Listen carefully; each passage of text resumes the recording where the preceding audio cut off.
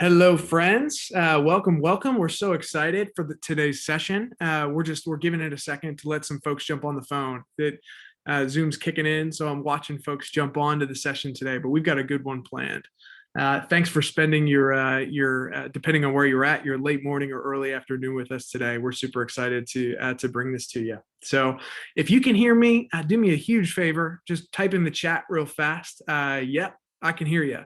Just to test our audio. And then we will go ahead and get rolling. All right. Awesome. Thanks, friends. I'm getting a bunch of chats. Thank you.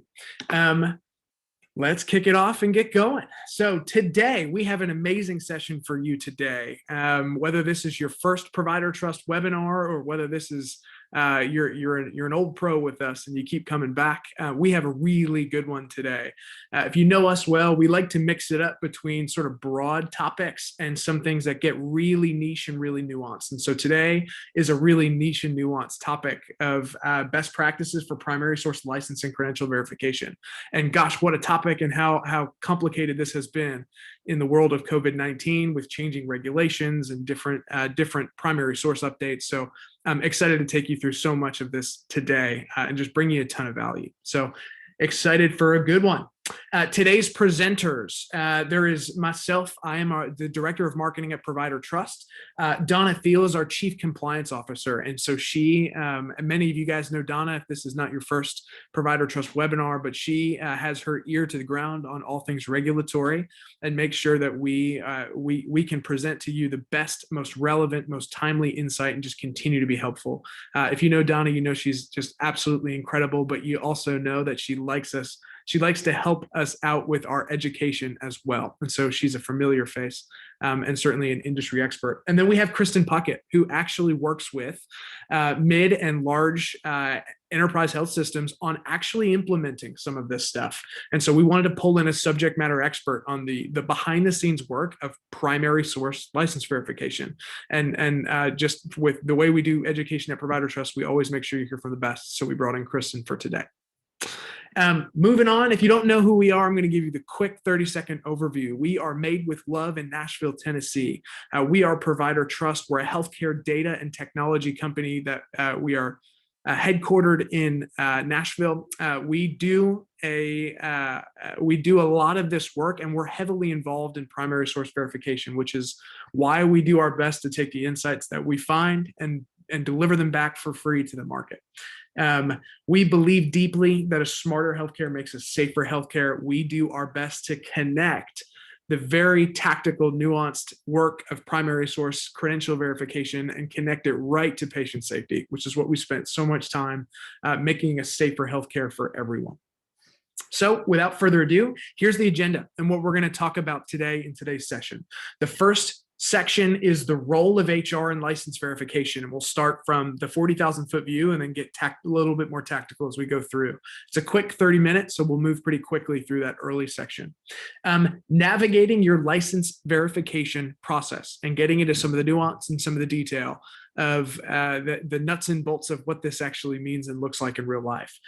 We'll go into best practices for comprehensive holistic provider monitoring based on some of the actual stories, the everyday stories and the everyday data that we see across healthcare and certainly with a lot of the healthcare systems that we work with. And then lastly, connecting HR and compliance. If you have been to a Provider Trust webinar before, you know that this is our mantra. This is the thing that we always say in every session, which is it is our fundamental belief that the more connected HR and compliance are, the safer patients are, and the better our organizational operations become. So we'll certainly end there. So without further ado, let's go. The role of HR in license verification. So let's quickly talk about the landscape of healthcare licensure, right? So there's a couple of did you know facts right on this first slide. The first one, did you know there are more than 80 disciplines and 50 states, which equals, over 2,500 individual licensing boards. So the complexity that we often hear is not just the process of verifying a license or a certificate against one licensing board. It's when you couple and multiply that across multiple states, multiple disciplines, multiple types of employees or providers. That's where this gets really complex, because they all have certain layers of nuance as well. Certifications are separate, should be checked too. Most license boards have disciplinary boards as well. So not only we'll talk mostly about verifying the primary source artifact today, but the disciplinary actions associated with that primary source artifact are certainly part of that story that we'll make sure that we touch on as well. Continuing on, just difficulties of provider credentialing and some of the things that we see continuously, and frankly, what we hear continuously from the market. The inefficiencies and the cost. It's a slow process with potential bottlenecks. It's a tedious verification process, and the confirmation for each provider's credentials, a costly turnover for each provider replaced. And the risks associated with that is the no uniformity between multiple facilities or compliance and HR requirements, as well as the no uniformity between each individual state board and the nuance required to go catch it. I'll give you a really tactical example of that. Is in one state board, there may be a CAPTCHA form to actually access the primary source. In another state licensing board, there may not be, right? So do you have a process, or are you fully prepared to interact with the primary sources that are potentially even harder to access with some of the other primary sources as well? And certainly this is something that we know you all know, but we're just stating it right at the front, which is the cost of just 1 month's delay in credentialing. The average primary care physician can amount to over $30,000 in lost revenue due to the inability to bill. Right. So if you multiply that out, the delays in license and primary source license verification or credentialing can amount to be very costly very quickly. So I'm going to turn it over to Kristen to take us through the actual role of HR in that process. And I would outlined a little bit of what we continually hear being so difficult. Awesome. And actually, you're going to turn it over to Donna, but that's okay. So I'm going to jump in here for a little bit. And would encourage all of you to use the chat function. If there's any questions that you have as we're going along today, don't hesitate to ask some questions. Dave's going to also populate some questions for you all so that we can get some interaction and feedback from you as we go through the presentation today. So as we talk a little bit about license verification, it's always interesting to me to see who in the organization is really managing that. We're making an assumption today that the HR department, right, is responsible for license verification. So as we think about that, there's so many areas that you have to think about when you're doing license verification. First and foremost, right, what's your process? Do you have a policy and a procedure to oversee that process within your organization? How are you navigating? Dave just told you about the 2,500 different licensing boards. You know, how many states are you in? So how many different licenses and certifications or registrations do you have within your organization? We have something at Provider Trust that we talk about requirements, like this job needs to have these certifications or these licenses. How are you managing that and making sure that you understand what that looks like in your organization? Certainly the act of verifying those credentials, we're going to dive into that as we go through the presentation. Providing the documentation of each license. We all know in our world of healthcare, right? The auditors show up or the surveyors show up and they all want evidence. They want proof that you verified that license. So how are you capturing that information? Are you delegating that responsibility across your organization? Is it centralized within HR? Is it per unit? Do you have unit supervisors who are monitoring their particular, licensed practitioners? What does that look and feel like? We just talked a little bit about the auditors and really understanding where we're going to maintain that information. Is it all over every single different facility or hospital or unit? Is it in your HR department? Where are we capturing all of those pieces of evidence? It's really important as you think about the license verification, all of these different pieces. In order to really make sure we're in compliance, we have to make sure that we're verifying these licenses across the organization and that we have a good, solid process in place. So here's some things to consider. And I think Dave's going to plop a question in the chat for all of you. So if you can share some feedback, we would really appreciate it. But really, as you're thinking about your process in your health system, do you have a centralized system? Or can the artifact, as Dave used that term, that licensure information be stored all over? Really important so that you know where to find it. What happens when that auditor comes knocking on the door, or the surveyor? Is there a process at your different facilities or in the hospital to know who to go to? Where can I find that information? Is there a process? Is there a 911, phone number to call when those surveyors or auditors walk into the location and ask for that information?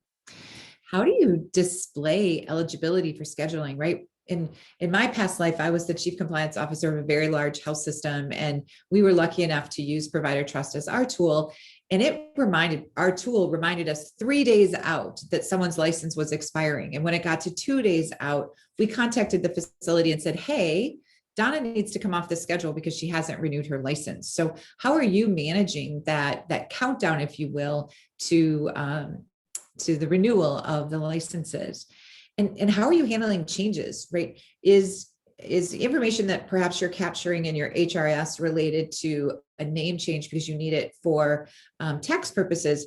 Are you sharing that information relative to the license verification? Are you making sure that if I changed my legal name, that I've also changed my license? And so that when I'm doing that verification, there's no disconnect. It's really important.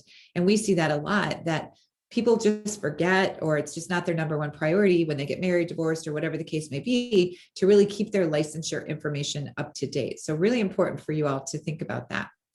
And then what other departments might need to participate? Certainly, again, as a compliance professional, I always wanted to be part of the conversation if someone failed to renew their license, right? And we had someone working, or if there's a disciplinary action, is it something that jeopardizes patient care? Is it something that we need to do a different investigation because there might have been some issues related to drug diversion or controls on a license that we may or may not have implemented properly? So certainly all of those things are important for us to consider.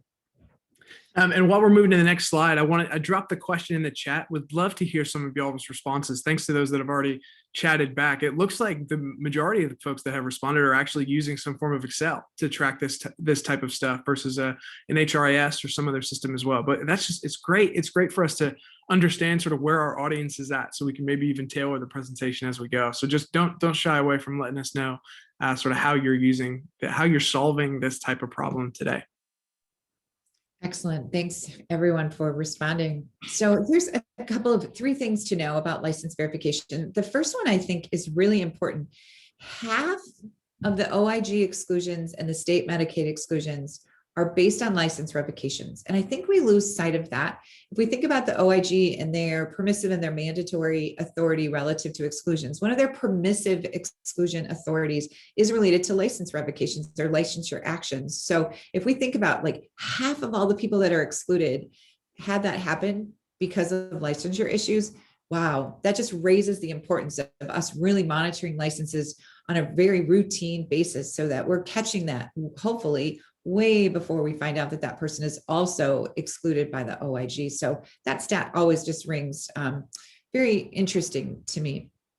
Other 2 things to keep in mind is where to verify the licenses, right? What source are you using when you're verifying the license? Are you sure it's the primary source? Really understanding what licensure board issues a license or a certificate, or what state aggregates all that information into one place that you can use. So really understanding where you're verifying the license. And then the last one is the frequency. And I kind of alluded to that relative to the OIG, but many organizations, you look at license verification, upon hire and upon renewal, and never in between. And that could be a year or 2 years in between. And I think we know things happen not on a very explicit cadence, right? I can get in trouble at any given time and my license can be suspended, or there could be disciplinary action. So really thinking about how frequently should you be verifying that license. And then the last area that I want to cover is really some of that risk exposure. And I think this comes into play where where's compliance and legal and HR in our conversation as we're looking at potential risk exposure, right? I just mentioned revocations or suspensions, restrictions, anything that is encumbering that license is really an area that, right, presents risk to our organization. Certainly if there's sanctions or exclusion, malpractice claims against the organization, if you have an unlicensed practitioner or a sanctioned practitioner caring for your patients, and then there's a negative outcome, we all know what could come from that from a legal perspective. And then, a safe working environment, a quality of care, right? Our practitioners are the ones who are caring for our patients each and every day, and really making sure that we understand that they're properly licensed helps reduce our risk. So these are, I think, some pretty obvious ones, but I think important for us to keep top of mind.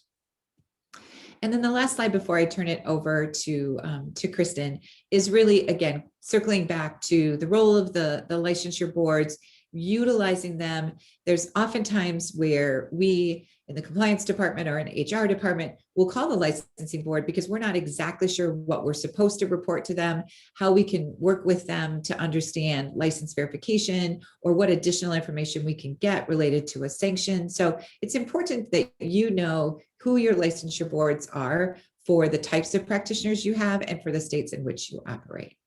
So with that, I'm going to turn it over to Kristen, and she's going to share some insights on the verification process. Thank you, Donna, and hello to everyone. My name is Kristen. I'm really excited to get to speak with you today. The first thing that we're going to walk through is navigating your verification process.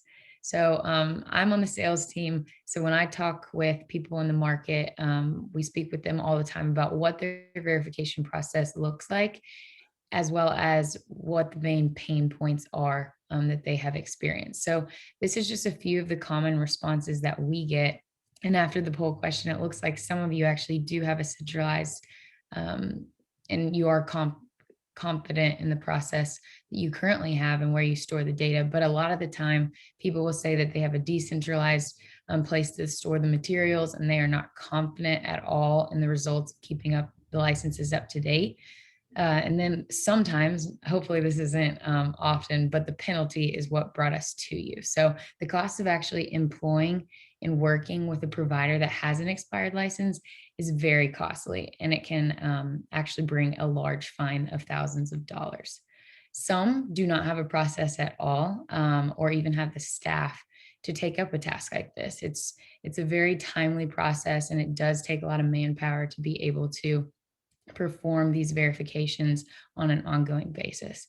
And then lastly, a lot of organizations will check the license upon hire, but then they never follow up to bother to check it again. So there's a lot of gaps in the process, and we'll go through that more in depth here over the next few slides. But some of these may resonate with you. Some of you may feel really confident in your process, but overall there is a wide variety of emotions and feelings when we actually start talking about the licensing, monitoring, and how people feel about their own process. So I know most of you are aware that there are a lot of challenges that come into play when trying to verify your providers, and that everyone has a different process. Our co-founder, Chris Redditch, when I first started at Provider Trust, he always joked, when you've seen one healthcare organization, you've only seen one, because literally everyone does it different. And now, after almost 2 years of being here, I couldn't agree more, because everyone has a different process. Seeing your responses, some people keep an Excel, some people have an HRIS system. So everybody's different. So some of these processes may work great, others may not have a process at all. So I wanted to discuss some of the main areas and biggest challenges individuals face when trying to develop a process. So starting from the top, each state actually has a state board of medical examiners who are responsible for administering the licenses to, of course, the right individuals and qualified candidates. They're also, though, responsible for investigating and providing disciplinary actions to the specific licenses. And if they are to find anything, they are responsible for also reporting this to the licensing board as well. So their overall goal is to obviously help provide safety for the individuals out there receiving the care from the providers, such as myself and yourself as well. But the first step in verifying licenses is to confirm exactly how your state lists the licenses and where to locate them. Because as you can see, there's 4,000 plus different primary sources across the license and certification boards, which is a lot to sort through, and it takes a lot of manpower. So the next step, though, is to know exactly what data and then in what format it has to be entered into the state license board site. So there's, as you can see, the punctuation, dashes, and initials, those really matter. A lot of the time, we'll have people come to us and they're like, okay, well, they give us the information and they'll be like, well, I didn't find a match when I tried to find it on my end. And the reason for that is if you miss something, it sometimes will just produce a missed match. So that's really a big challenge when it comes to punctuation, dashes, initials, when trying to find that on the primary source. And then the delays, there is a big gap in the renewal process. So most of the time, the boards release their minutes to the licensing state board each month, but sometimes it will take longer. It could take weeks, it could take months to publish those. So the delays are a major problem because the organizations that are obviously trying to perform these taxes and keep up to date, they could become behind by like 4 to 5 months sometime in finding a sanctioned individual. And then, of course, by then, the facility could be racking up fines because they had no clue that they should have pulled that person off the floor and should not have included them in scheduling. And so in today's world, especially with the pandemic coming in, there's a lot of new changes coming in, like telehealth and healthcare providers. They may be providing care in one state, we'll use Tennessee, but they also may be practicing in multiple different states. So obviously, they have to be qualified to provide the care and practice medicine across state lines. And that's where the compact, if they meet the agreed upon requirements, that also adds challenges because they have to obviously be in good standing in all of those states that they're providing care. So due to the complexity of all of this, which obviously there's a lot that goes into this, many organizations choose to partner with a third-party vendor because there are so many difficulties when trying to do this manually or in-house. So overall, it's very important to make sure that there's a process in place to do this, but that there's a right process to make sure that you're covering all ground. Cool. Thanks. Before Kristen goes on, I dropped a question in the chat, and I'll probably drop one more as a second. The first one was a question about screenshots from the primary source. Kristen touched on the complexity and the volume, and with so many, we hear different things from different folks. So I would love to hear what some of y'all are doing from a screenshot perspective. When you get to the primary source, do you take screenshots? What does that look like? And the second question that I'll drop in here in just a second is, how often are you doing this process as well? And again, we hear different things from different folks, everything from daily to at time of renewal. And so I'll kick it back to Kristen, but I'll drop that in the chat in just a second. Thank you, Dave. I want to see what people are saying, but I can't see both at the same time. So how often should I verify a license? This is something that I probably get asked on a day-to-day basis when talking with prospects and different individuals in the market, is how often should I be verifying a license? Accreditors require that at a minimum, the healthcare organization should verify a license at hire and upon renewal. However, though, best practice is that you should be doing this at a higher frequency. So what that really means is that anytime that a person is providing care on the floor, they should be properly licensed at all times. The reason for this is because it could leave critical gaps and blind spots. So like if they did have a sanction that showed up and it was flagged, 2 years could go by, like Donna mentioned earlier, and you would never know about it. So it is important to verify as often as possible. And that's why at Provider Trust, we try to help solve this by providing ongoing monitoring to make sure that nothing is missed. And I think Dave did you drop in the question yet? Okay, perfect. Yeah, so interested to see how often you currently verify your licenses, if it's daily, monthly, quarterly renewal. Some people may not be doing it all, so. Okay, so this is just an example of kind of what I was referring to on the previous slide. So back in 2018, the Physician Founders Survey indicated that 18 to 21 patients per day, or providers were seeing 18 to 21 patients per day, and that they generated on average about 1.5 million a year to their hospital, which is obviously a lot of money per provider. So what a lot of organizations fail to look at, though, is how many patient interactions truly there are between checking a license at hire and then, of course, at renewal again. There's a lot that goes on between that. So that's important because that's the amount of risk that's being taken on, which is a lot. So what's happening between verifications? In between, there's 10,000 plus patients being seen and $3 million in net revenue being generated, which could be a major fine if that comes into play if somebody was not in good standing.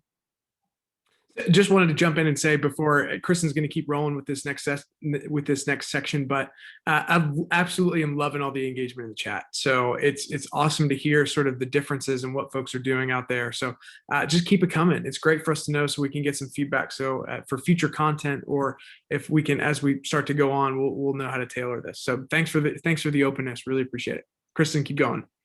Thanks. And thank you all. That's great. So next we're going to talk about comprehensive credential and provider monitoring. Here at Provider Trust, we truly look at sanctions, licenses, and exclusions as being interdependent upon one another. We provide holistic monitoring in one platform, and I'll kind of explain why we truly believe this. And we really care about three main areas. So obviously the first one is finding the people who have these poor behaviors. So a sanction is any disciplinary action that's taken on a license. This can be anything from stealing from a patient, fraud, abuse, waste, and it's really important to catch that before it ever turns into an actual license or issue where a license becomes revoked or suspended. A lot of our clients, that's something that they rave about, is being able to know beforehand before it ever turns into something more serious. When it comes to license issues, they actually likely produce exclusions, and those individuals will likely end up on one of the exclusion primary source lists. 43% of all license issues end up turning into an excluded individual, which is a very high percentage. And then the exclusion piece, sorry, Dave, can you go back one more thing? The Affordable Care Act actually mandates that if you are excluded in one state, you're excluded in all other databases and states. But we often find that this isn't the case. And that's what we speak about all the time, is that 56% of state exclusions never even make it up to the OIG. So there's a bunch of gaps, and that's why we educate people in holistic monitoring. So we've got really two more things to cover before we wrap today, which is one, here's the checklist for what we would consider smarter license and provider monitoring, of the takeaways of this is the thing to make sure we're at least checking these boxes. And Donna's going to give you an example of why and what happens in the event that doesn't actually come through. The checklist, right? A couple of things to highlight on here is certainly we strive to encourage ownership and the cost of ownership of that. Who owns license and credential verification and monitoring at what parts of the provider or employee lifecycle as well? So who owns it at pre-hire? Who owns it at onboarding and credentialing? Who owns it on an ongoing basis? Because each of those parts are critical to the actual employee lifecycle. Certainly the single source of truth is absolutely critical here. What is your system of record or source of truth as it relates to primary source verification for licenses? For some of you guys in the chat, you were mentioning an HRIS system, right? If that's your system of record, how are you finding things or processes that complement and feed in to that, as opposed to things that exist outside of it? Let's consolidate processes, but that doesn't necessarily mean not adding things or adding pieces to the puzzle, but making sure that there is a central home base that is your people data or your licenses data. I'll skip through some of the other bullets because I want to make sure Donna can get through this case study of some of the things that we see on an ongoing basis. So Donna, the next two slides for you. Thanks, Dave. And I think this is a really great example of the real world. This is a real example of a situation where there was a nurse, there was an allegation of theft of money from a patient. The particular health system facility reported that to the board. They obviously terminated that person. It took 12 months for the licensing board to do their investigation and come to a conclusion and issued an action, administrative action against that particular practitioner. That practitioner had 30 days to respond to that final administrative action. They chose not to respond. And so at that point, the board published the action.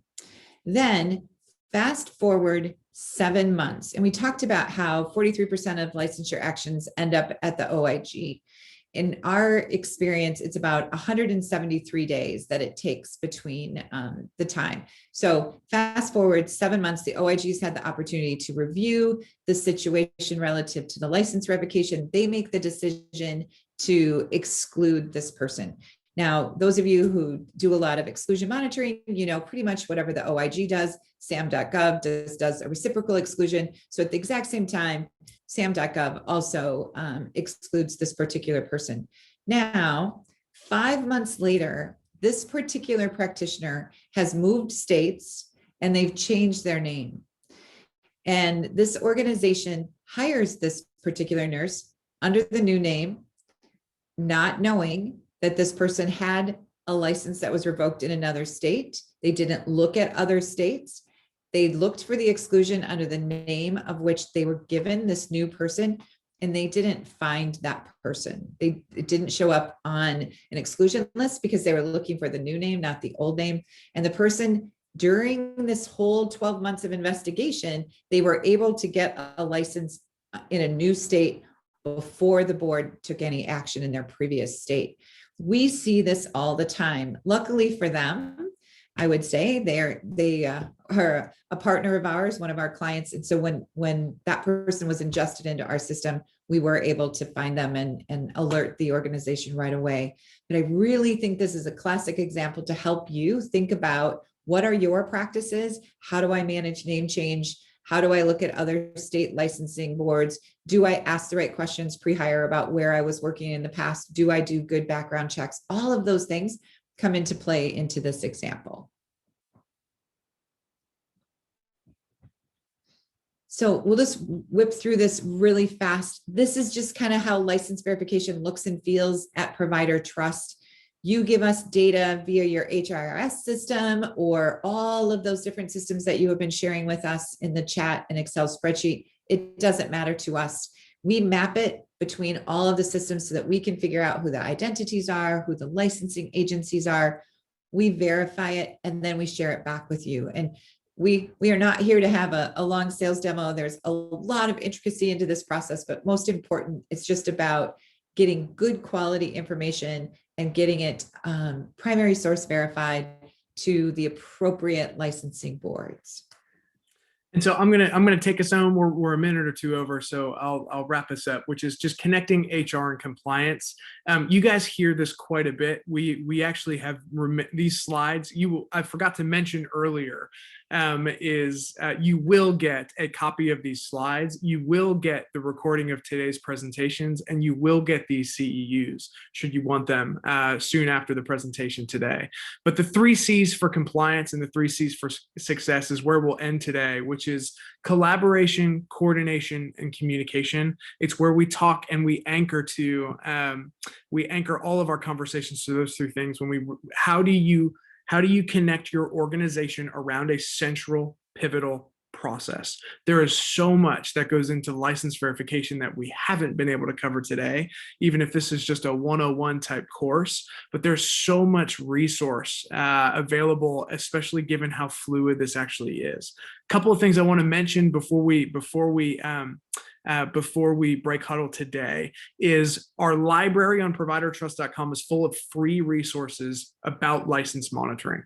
This is stuff that we get into the nuance of, from as nuanced as what primary sources have CAPTCHAs, to what primary sources have changed their policies or expirations as a result of COVID-19, and how our primary source is adapting that forces flexibility and adaptability to you and your organization. So I would just encourage you, we have plenty more coming in education, but there are about 700 or so resources that are just all free on providertrust.com.